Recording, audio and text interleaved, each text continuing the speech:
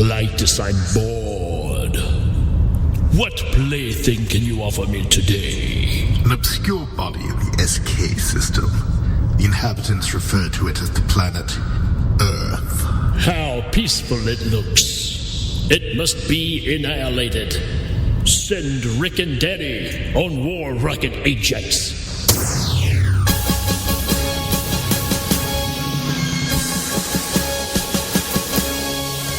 In 2013, Ming the Merciless, ruler of the known universe, declares the Earth to immediate termination. To accomplish this awesome decree, Rik and Danny are dispatched to the planet on War Rocket Ajax. The two encountered something they never thought they'd find, though. Movies. Stalled in their given task, Rik and Danny comb the movies of the Earth, sending reports of their greatness back to Mungo in what is now called the Hail Ming Power Hour.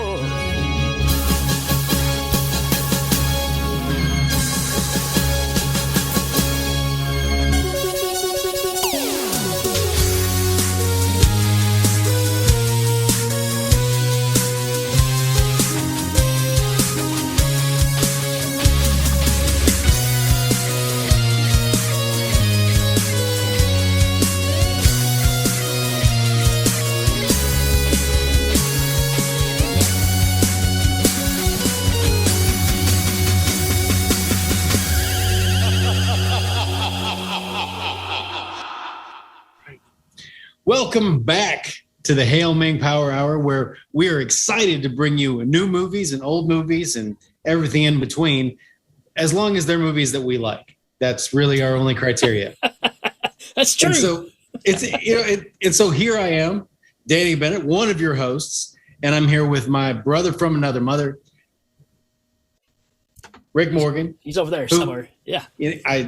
I'm mirror imaged here on Zoom, i.e. the cockpit of War Rocket Ajax. And we're excited, as always, to bring you something that I think that if you sink your teeth into, you're going to have feelings about it. It's funny. You're going through this whole spiel here at the beginning of we cover movies only if we like them. And I'm still trying to decide if I like this one or not. There's this ongoing debate. Is Nicolas Cage a good actor or is he a bad actor? And I feel that way about this movie. Do I like this movie or do I not like this movie? I definitely like it enough to talk about it because it needs to be talked about. Yeah. So we are talking about the 2021 Prisoners of Ghostland. Prisoners of Ghostland. I mean, the poster alone, you're like, okay. Even if it didn't have Nicolas Cage, you're going to be like, okay, that is like something that Rik and Danny would totally be into. It's intriguing. Yeah. I mean, the whole thing is intriguing. And it kind of led me to investigate the further works of Sion Sono, the director. Yeah. And his story is just crazy. And his other movies are really bizarre. This was his American debut. And so there was a lot of buzz about it. And I'm not sure it lived up to the hype that it was, that it had kind of generated. Well, when you see the comments, even from Nicolas Cage saying, this is absolutely the craziest thing I've ever done. Yeah. What can you say? So Sion Sono, in order to have food to eat at the age of 17, after, escaping from his home or running away, he joined a cult. To have food. And he says that informs a lot of his filmmaking. So you can see a lot of this is people simultaneously breaking out in mantras and songs that they recognize. All these cult experiences have changed the way he views everything, including filmmaking. You know what? After you saying that totally makes sense when you watch this movie now.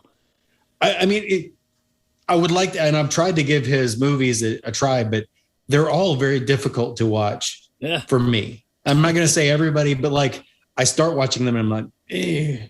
And but the thing that broke the scene for him was a 2-hour movie he did that made a lot of a film festival circuit. And it's about a guy whose job is to take upskirt pictures for a porn site, and he falls in love with this girl, and it's also got kung fu in it, and it's of course. But on Tubi right now, there's a movie called. Well, my memory is just terrible this morning. I think it's called "Why Don't You Play in Hell," Oh. And it's about a guy who gets hired by the Yakuza to make a movie for them, and basically they tell him if his movie sucks, then they're going to kill him, and it looks just as crazy as this. Like, again, I want to give his body of work a try, because this is an example of it, and it's all just crazy.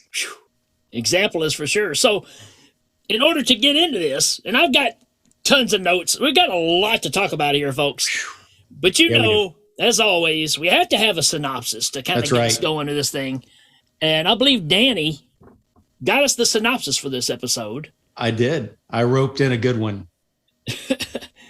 No introduction, just want to roll it? Well, I will say that the celebrity that I found to do this is highly appropriate for this film, because, well, he's got a lot to say about it. All right. When my agent approached me about Willy's Wonderland, I said, yes, Mandy, pig, jiu-jitsu, yes, yes, yes. Color of space, absolutely. But a movie about a weird wasteland cowboy samurai town and a radioactive cult where my testicle gets blown off, I said one thing. Where do I sign? That's not a synopsis. Well, I asked him for one, and you just get what you get. You get what you get when you deal with the Cage. Oh. Wow. I got that synopsis by going to his website, cagematch.com, where you match up with Nicolas Cage and he gives you whatever the hell he wants to give you. The thing about it is, even if you just read the regular synopsis, we couldn't make up anything any crazier. Oh, I'm getting that. That's shop secrets there. We don't make up synopsis. Those are legit.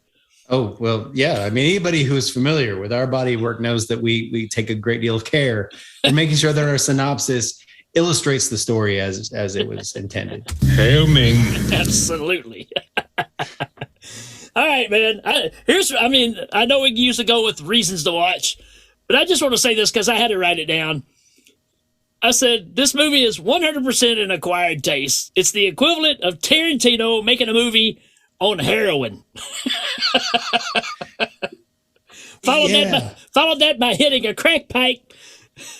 I mean, it's just, there's no way to describe it. It had a lot of potential, and I'm not sure it lived up to it. I mean, it's I don't know. It's one part trauma, and then it's like one part Talking Heads music video. I mean, it's such a random set of tools here that's being used. Man. Yeah. It's, yeah. You want me to give you my first reason to watch it? Yes. Rick, what is your first reason to watch Prisoners of the Ghostland? We have Bill Moseley dressed like Boss Hogg. I mean, when I saw that, I was just like, okay, sure. He's walking around. Apparently, he's the boss of this town. He's just like Boss Hogg. He's the governor. Yeah. That's what they call him, the governor. And it's just Bill Moseley being Bill Moseley. He really doesn't ever play anything any different. I feel like... So I was trying to... It's kind of like the Nicolas Cage thing. Is he good in this? Or... He's got a lot of lines, and he delivers them like lines. It's like he's got a persona that he's playing within his persona, and it's just bizarre. Yeah, just like you'd expect. He steps out of a car. Everybody's well, I mean, like we talked about, everyone in this town kind of has these conditioned reactions to things. When he gets out of the car, everybody knows who he is. Everybody, when they start a phrase, somebody else finishes the phrase, and then everyone repeats it 4 times. And it's so bizarre. My first reason to watch, though, is Will Wheaton as Cowboy Carl.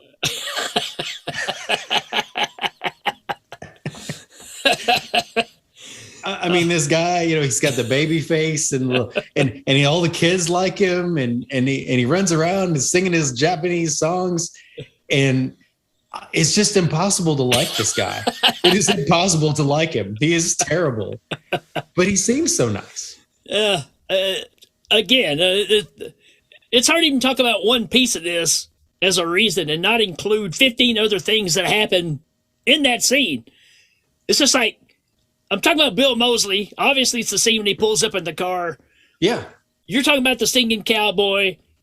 All this is kind of in the same scene. And then you get the crazy psychotic girl with the toy robot. Yeah, so much to talk about. And none of it has anything to do with anyone's character name, for damn sure. I mean, it's just... Yeah. I think her name's Beatrice. I think that's right. Yeah, because she has to say that in the voice link thing there. But, of course, because that's what you do. The one name you do kind of latch on to through this thing is Yasujiro. Yasujiro, butt kicker supreme, man. This guy's pretty awesome. And because Bill Moseley says his name like at least 4 times every time he's on screen. And Yasujiro. Many people have tried to take me down and none have succeeded. Yasujiro. Mostly because of Yasujiro, who is unbeatable in his fighting prowess. Yasujiro. That's a real good Bill Moseley, man. You just have to make sure none of your teeth show. But he's again, like he delivers like a whole monologue there, and I don't know, man. I just don't know. Yeah, I can't tell if he's phoning it in or this is exactly what they wanted from him. Because he'd probably be like, this is pretty sucky acting. I can do this. No. It's perfect. Keep rolling. Go with it, man. Go with it. So if you haven't seen it, there's some flashbacks to a bank heist. There's Samurai Town, called Samurai Town, which is a Western town full of cowboys and samurais. Somebody escapes at the beginning, going past a bunch of brothels with neon signs. And you're kind of caught up at this point. Yeah. And you have to admit, cinematography-wise, oh, man, it's beautiful. This thing looks great. It looks great.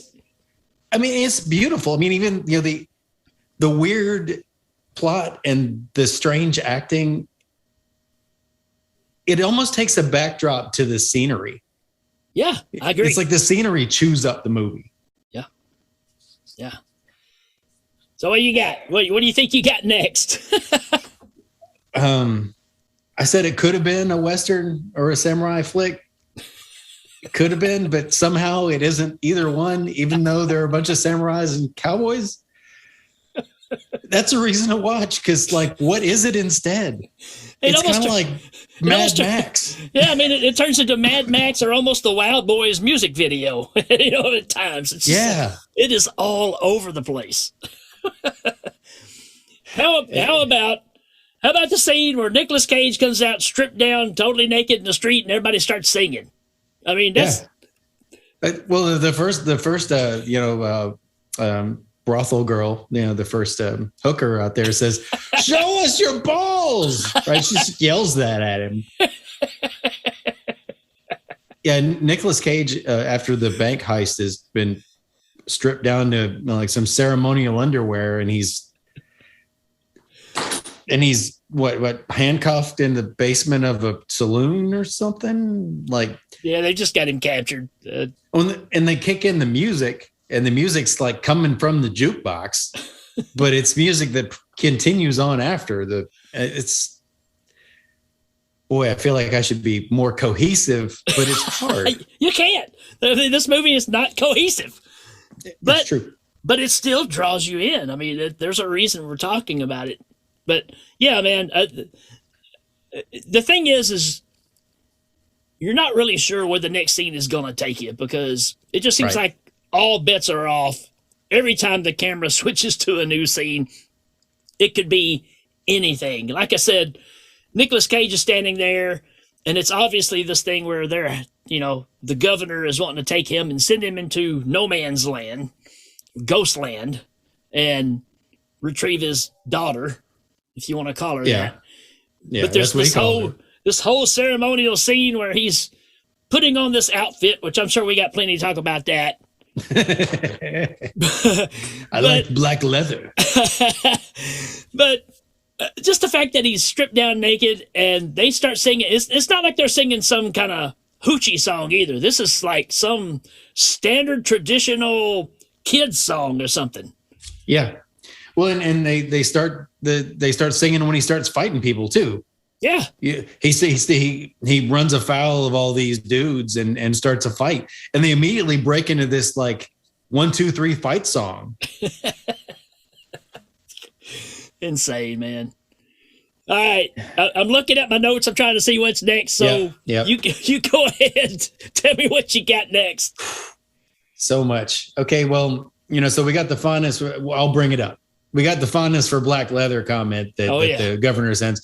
Yeah. So after the governor gives him his task, he says, I brought you this clothes. I've got a fondness for black leather. And he's got this outfit, this like coverall that's got these big bulb lights on like 2 on the collar and 1 on each arm and 2 right at the crotch. And after he zips it up, zip it up. He's like, oh, you don't want to catch a cold. Why don't you zip it the rest of the way? So as soon as he engages the zipper at the throat, all the lights come on, and he says, now you got bombs, 1 on your throat, 1 on your arm. So if you feel the need to strike an unarmed woman, it will sense that you do, and it'll blow your arm off. I mean, it's like, how does it sense that? And what? I mean, it's like 1960s technology, but it's way advanced of anything we even have now. So he does kind of look like Flynn or something in that outfit. Yeah.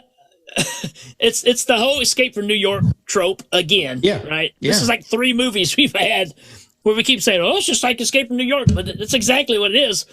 But it's a whole different level because, I mean, Snake had the thing in his head that's going to blow up and kill him. Yeah. Nicolas Cage has got bombs on his nuts. Bombs on his nuts. And if you think that that's the end of that one, well, just you wait. Just you wait. Just you wait. The whole this thing is jumping all over. I know what you're going to say. I hope I know what you're going to say. You probably don't, but I was just going to say the whole we were talking about Ghostland earlier when he actually goes there. I've got that, the busted up live mannequins things are very nightmarish, man. They're pretty dang scary. It was bizarre. I mean, the whole Ghostland itself is exceptional. Well, it's like you said, it's like the Duran Duran Wild Boys video or Mad Max, where there's books, there's tables with books, and the book pages are all flopping around like Evil Dead kind of stuff, and it kind of seems to me like, I don't know, there's an urban legend, there's a myth about the beat poets, and I think it's Burroughs' novel, where like his beat poet friends all Ginsberg and Kerouac came in and they took his novel and they just threw all the pages up in the air, and the way they landed is the way the book was put together. Kind of seems like that happened in the middle of this movie. There's some parts that seem like they should be, they're juxtaposed in a different spot, and it doesn't look like it's done intentionally. Very much. Hey, my next reason. Oh, go ahead. You got it. My next reason is the bike scene. I mean, come on. Come on. So the governor's like, we got you this fine automobile. And they drive it around and squeal it out, and he jumps in the car, starts it up, does this J-hook turn, smokes the tires, and then runs across the street and jumps on a bicycle and starts riding the bicycle away. I mean, like a Pee Wee Herman bicycle too, man. I mean, it's got a little basket in the front. And so, a few things happen. One is the governor's going, "What are you doing, you maniac?" And then the guy next to him says, "He's so cool." Oh, yeah. Then he pretty much decides that the bicycle is a bad idea. So yeah, let's take the car instead.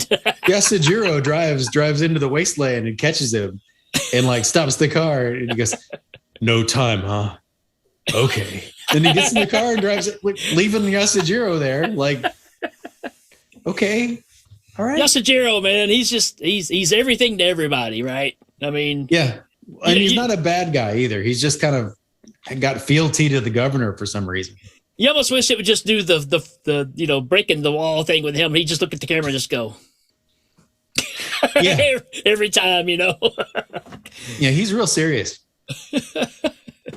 How about Ratman and his clan? Yes. Ratman and the Rat Clan are fantastic. It's these guys with these fake, almost like Halloween angel wings on their backs that's made out of some kind of net that they put little flashing lights in. They hunch around like the monkeys, the flying monkeys from Wizard of Oz. They even got voice things going on where you can't really understand what they say. They're kind of robotic. It's just, it's Ratman. And if you want to know what they sound like, I got a clip. Oh, do you now? Yeah, I think it's called Ghostland Ratman, maybe. Yeah, here we go.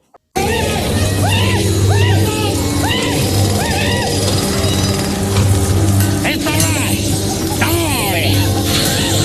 I will fix your body with some electric refill. Leave it down here. I will promise to fly kill. I will fix you. Don't touch my arm, vermin. I'm not vermin. I'm a man. Man like you.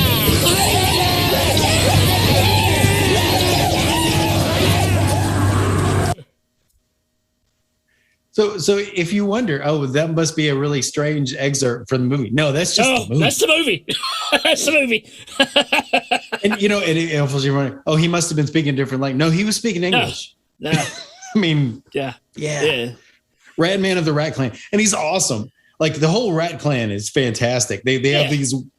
They're the most Mad Max of all of them. They're wearing like these big shoulder things, and they're skulking around and they like taking apart engines and.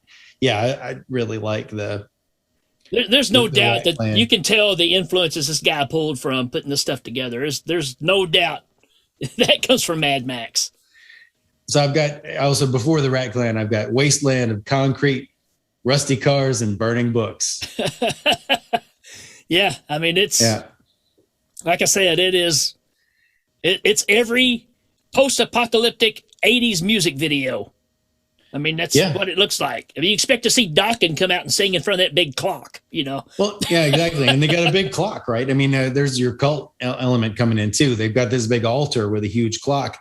And what are they doing? They've got this tug of war with time where the minute hand is trying to move and they're holding it back. Yeah, like the whole town. The whole... I mean, and they must be doing it all the time because it doesn't move until the end, and when it does, the damn thing blows up. Man, you got people in fur coats in long shawls. You got people wrapped in toilet paper. They're all dancing in the street. This is all your first introduction to Ghostland, and Nicolas Cage shows up and he jumps into a judo stance. All people are breaking out and dance. I mean, I think I've got that too. Actually, my comment says Ghostland whack jobs. Is that what I called the clip? Yep. Let's see what that sounds like. Go me. Just a guy looking for a girl. As soon as I find her, I'm out of here. This is the Ghostland, my friend. A land of no escape. Only endurance and survival. This is the girl I'm looking for. Her name's Bernice. Bernice disappeared out here while joyriding with her friend. Any of you whack jobs seen her? I mean, it's like, hey, I want you to be like Bruce Campbell in Army of Darkness, but drunk. Absolutely. And I think that's right. That's right after he tells the guy he's going to karate chop him. I'll karate chop you. Karate chop. Oh, it's that thing of when you're watching it, you don't know if you need to laugh. You don't need if you need to turn it off, or I mean, you're just kind of going, I don't know what to do. And so there's one thing that I think the fans of Hail Ming will get when I say this. Like, so you take the Mad Max aesthetic and throw some Terry Gilliam in there too. Oh yeah, yeah. There's some Terry Gilliam in this imagery. Like there are people dancing around and they're like wrapped up in cellophane, like wrap, like trash, and it's blowing in the wind as they're doing some kind of coordinated dance. And it dead up looks like something you'd see in a Terry Gilliam movie. It's got the same level of dirt and dust and wind. It's just, yeah. And it's all done really well too. It's all beautiful. It's shot incredibly well. And that's the thing that really kind of keeps you into this. Because if it was done crappily as well, then you'd just totally be out of it. But there's something about this that makes you keep watching. Even though your mind is saying, stop, stop. But I don't know. There's so much eye candy. And you're wanting to get more story out of it. Because like you said, you get the flashbacks of the bank heist and the little boy that gets killed. And the guy that's Nicolas Cage's partner that goes crazy in there and starts shooting everybody. Well, he was calling him Psycho before all that.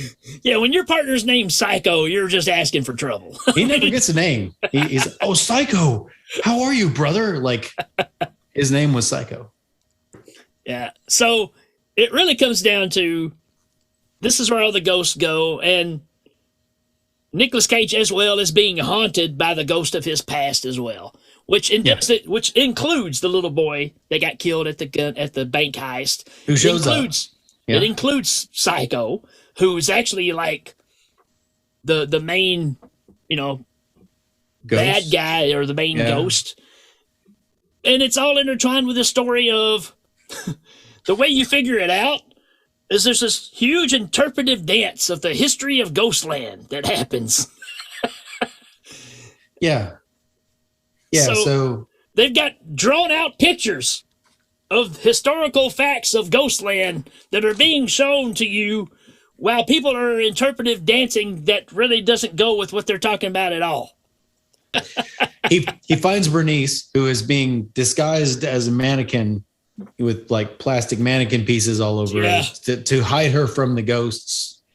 But she's lost her voice because, the Ghostland takes things away from you.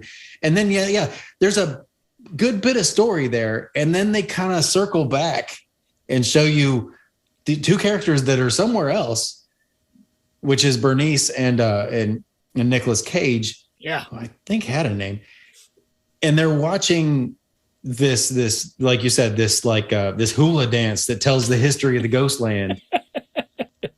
Which you can go on. How did the Ghostland get made, Rick?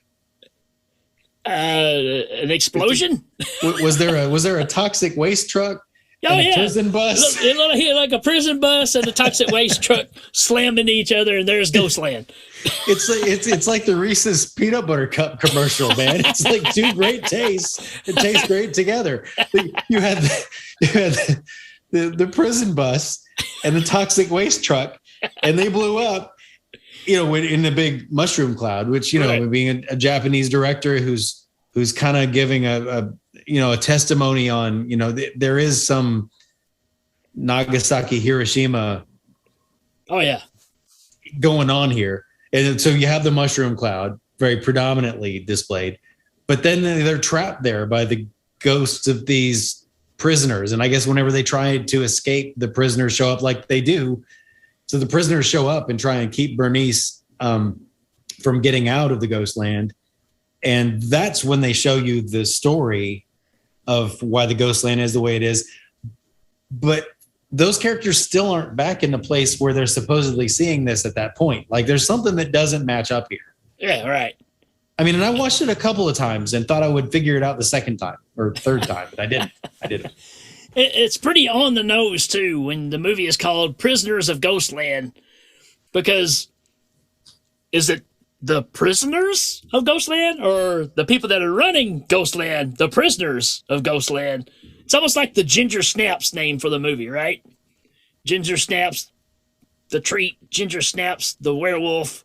You know, I don't know. Yeah. It's kind of a play on the name there. I'm just throwing it in there because nothing else makes sense. Why should this? I'm 100% with you on this. When you watch this movie, I remember you threw just a Facebook message out there saying somebody needs to talk this movie with me. I was like, well, I'll talk movies with you, but I had no idea. No idea. It's incredible because I wanted to talk about it, but what can you say? I mean, it's just a bunch of imagery that your brain is trying to piece together somehow and say, yes, this is all a cohesive movie. I started watching another of Sion Sono's movies that was free on YouTube.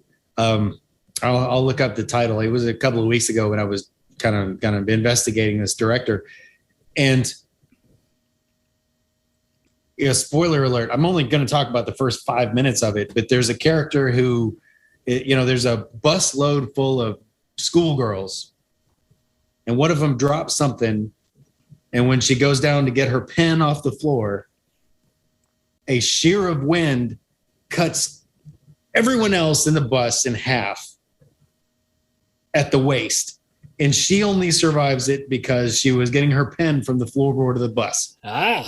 This is in the first 2 minutes of the movie. And so again, this director goes some places, and I think in the Ghostland, he really wanted to go to a lot of them. Speaking of going places, let's just go ahead and do this. Yes. We have to talk about the exploding testicle dance. Sadly, I don't think I got that. Did I? I didn't get that clip. No, I did. Yeah, you did. But to set it up, he's got sensors on his nuggets. That way, if he ever feels the sense of arousal, it takes care of itself, right? Yeah. Yeah. You get this bizarre scene where he's giving water to Bernice. Yeah. And he's pouring it in her mouth, and she's a nice looking girl, obviously. But he's like pouring the water, and she's all like taking it in. He's like, oh, yeah. Yeah. Then all of a sudden you start hearing beep, beep, beep, beep, beep, beep, beep, beep, beep, beep, beep, beep. And I have in my notes that he plays that emotional scene or arousal scene like a tweaking addict. He's like, oh, yeah, take it off, because she's taking off the mannequin pieces, right? And he's like, take it off. And then, you got the alarm going off, and then he's like, oh, no. And unlike the earlier thing where he feels the urge to hit her and he's able to calm down so it doesn't blow his arm up, this does. I guess he's unable to kind of settle it down, and one of those little glowing apparati blows up. You said we got a soundbite of that? I hope so. Let's see. Oh yeah. Oh yeah.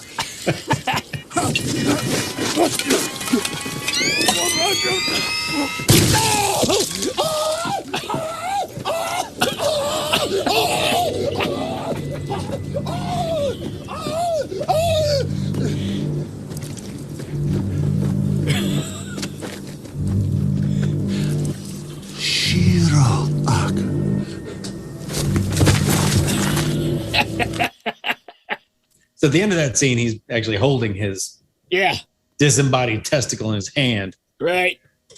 Because of course he is.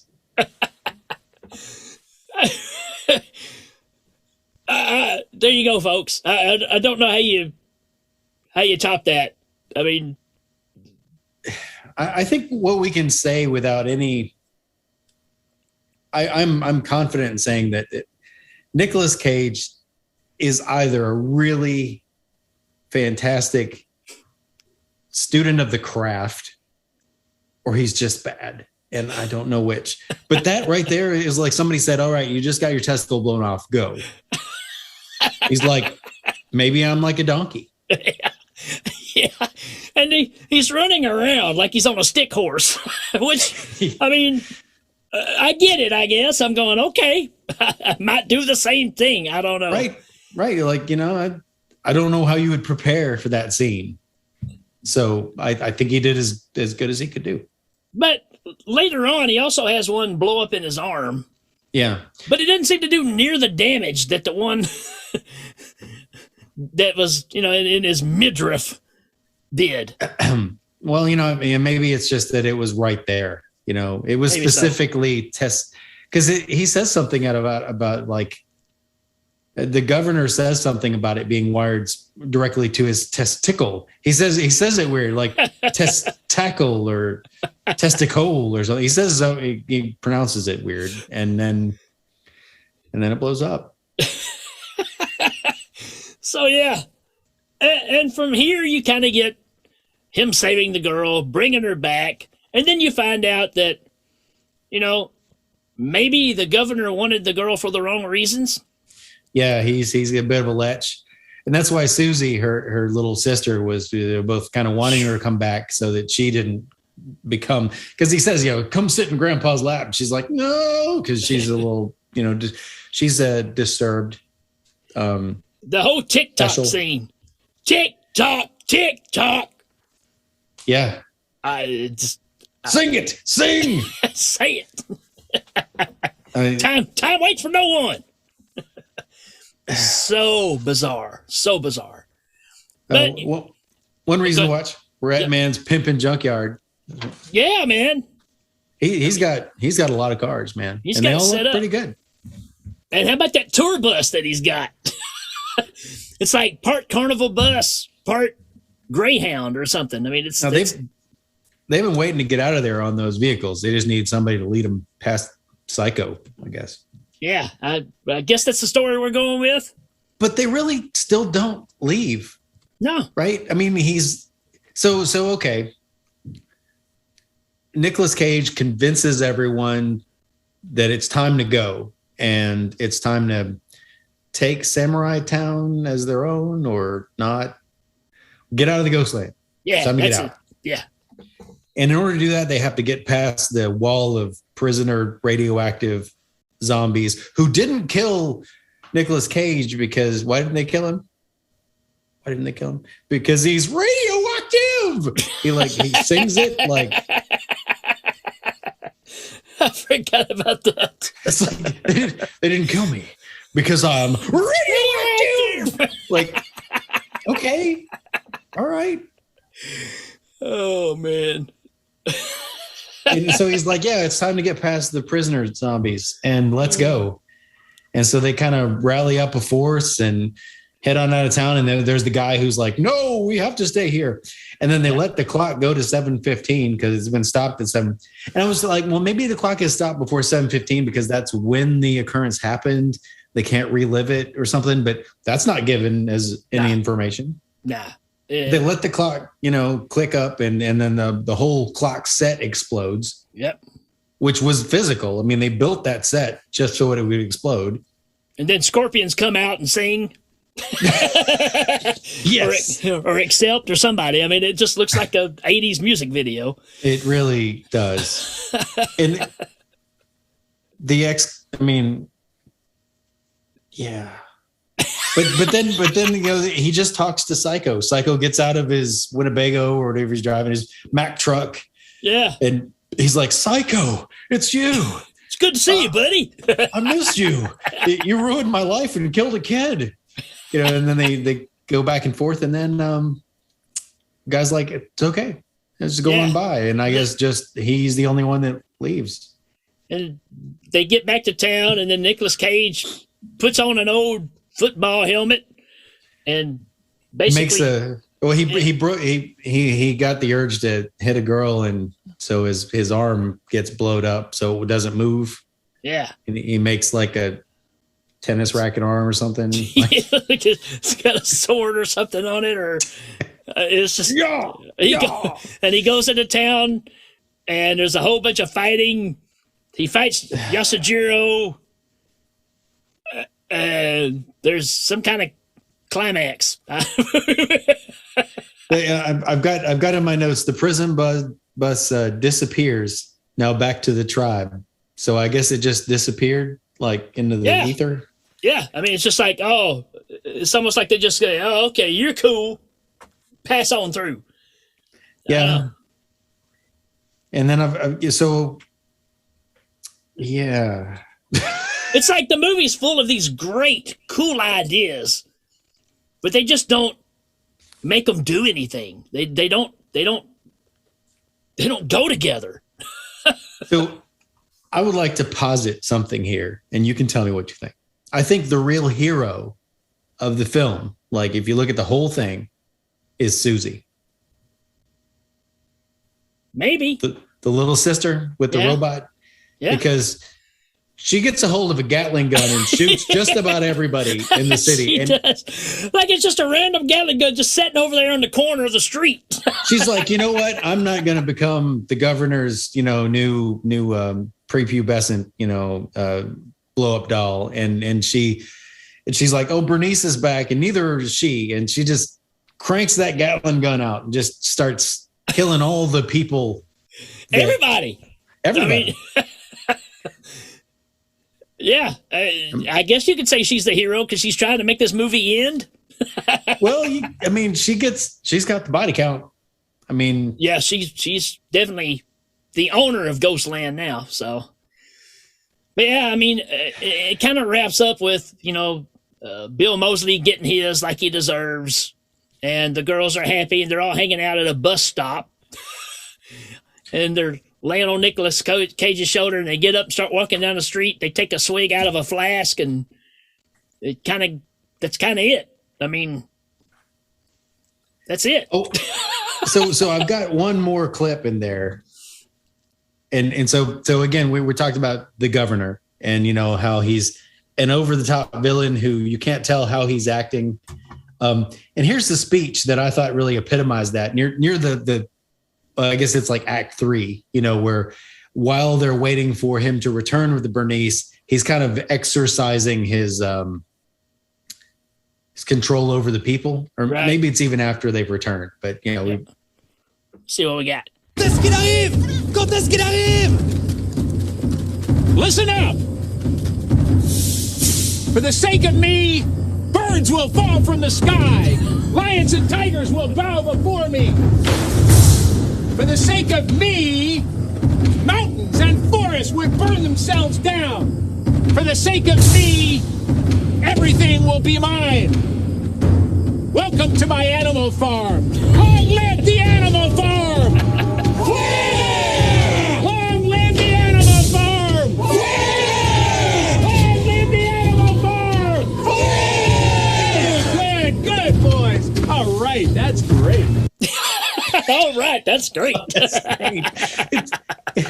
It's kind of like if you've ever met somebody who just really thought they were charismatic. And I admit, when I get drunk, I've gotten that way before. But it's like he's giving this speech, and he's like, you know what? Because for the sake of me, books write themselves. For the sake of me, trash trucks explode. He's just like making stuff up as he goes along. Like mountains and forests will burn themselves down. Like, have you ever seen a mountain burn itself down? What's going on here, man? Oh, but I love all that wrap up though, and he gets everybody hyped up and goes, all right, that's good.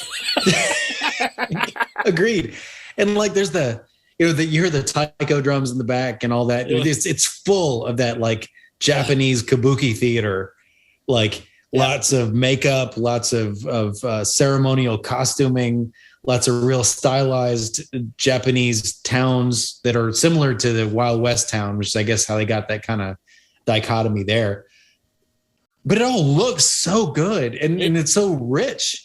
Yeah. Like you said, it's full of a lot of things, and all those things are done really well. But somehow, as a story, it's got too many snags. Yeah, and the best way to say it is there are elements in this movie that any film lover is going to love.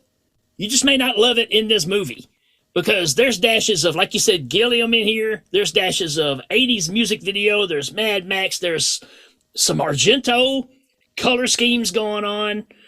I mean, it is Tarantino. I mean, it's got everything rolled into this movie.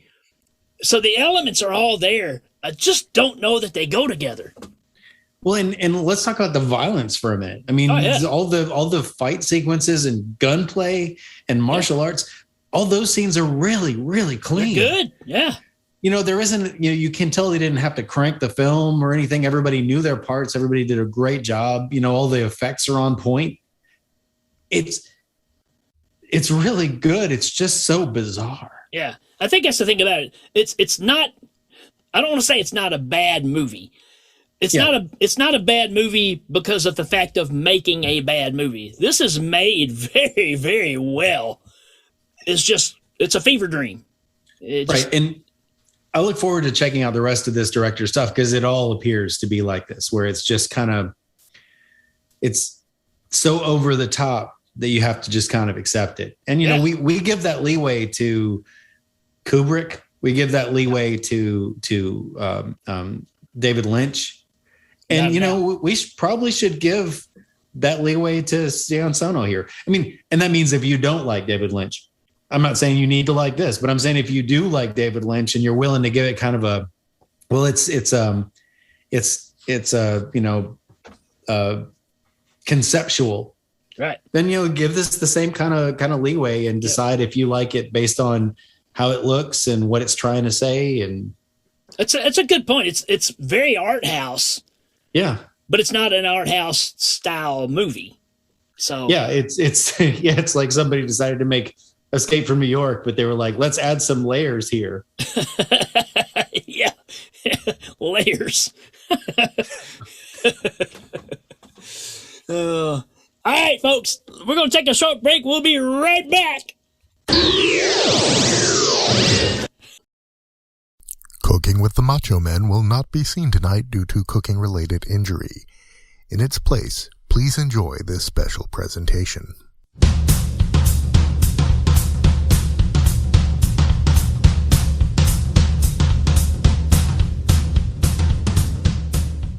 Welcome back to Good Morning Mongo. We have a great show today as we have in the studio promoting his new movie, Prisoners of Ghostland, Mr. Nicolas Cage. Ahoy there. Thanks for joining us today. As long as I'm not intruding. Not at all. So your new movie, Prisoner of Ghostland, you play Snake Plissken, a criminal who is forced to be a hero and rescue a person of note. Oh, I'm sorry.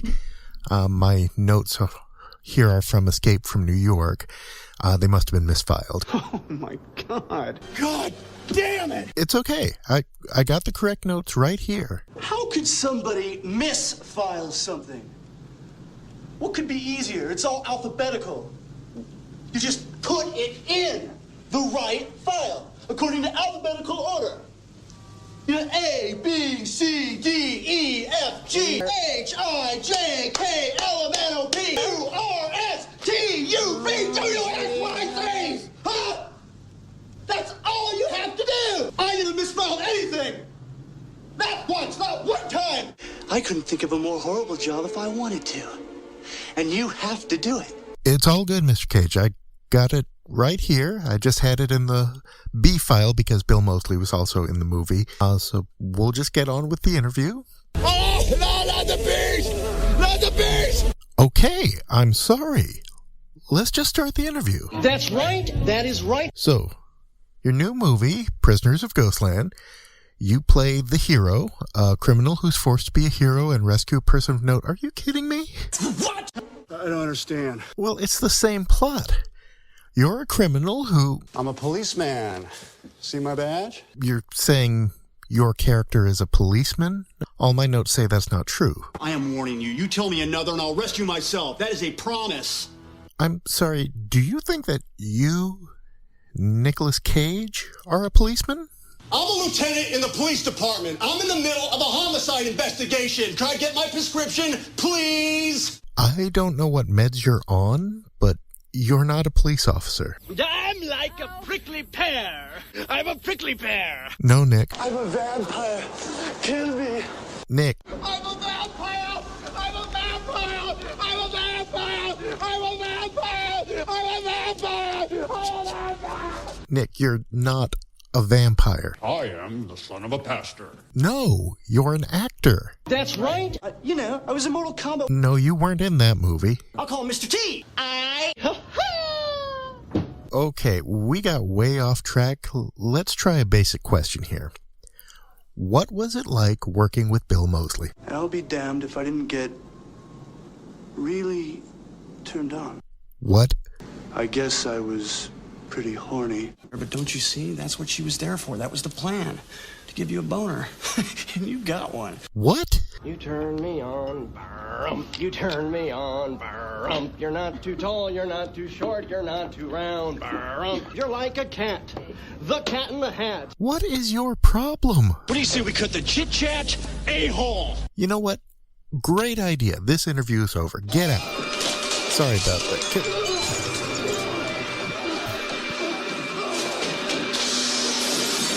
No, just get out. Go. Get out of here. Sorry, ladies and gentlemen. Producers, do we have anything else lined up? Bill Moseley's here. Okay, we can do an interview with Bill Moseley then. Whoa. So this is Radioland, huh? The infinite eternal, the waves through the ether fuzz roll on forever.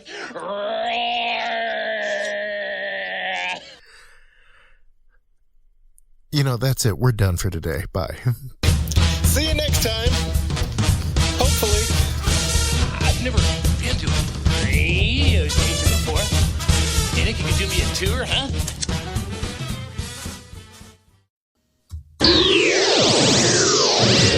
Well, there you go, folks. Hey, I'll tell you what. For you that have checked this movie out, I'm sure this is going to be a split down the middle, yes, no type movie. I don't know. Somebody may be like us and say, kind of loved it, kind of hated it. I don't really know. Right. Let us know what you think about it. You know, jump on the face group. The face group. Jump on the face group. Jump on the Facebook page and let us know what you think about this one, because I'm very interested to see what other people think about this one, because I'm not even sure what I think about it. So it may help me help myself.